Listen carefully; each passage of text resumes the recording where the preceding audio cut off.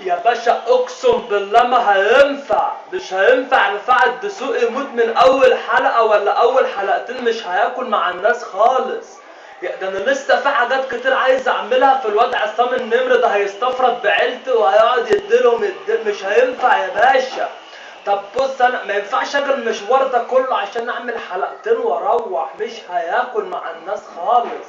طب بص يا باشا هقول لك، موت اخويا ناصر وانا عايش، واخد حق ناصر وافضل اضرب في عصام النمر حتى لو مش هو اللي موته، وافضل اضرب في عصام النمر طول ال 30 حلقه لحد ما المسلسل يخلص.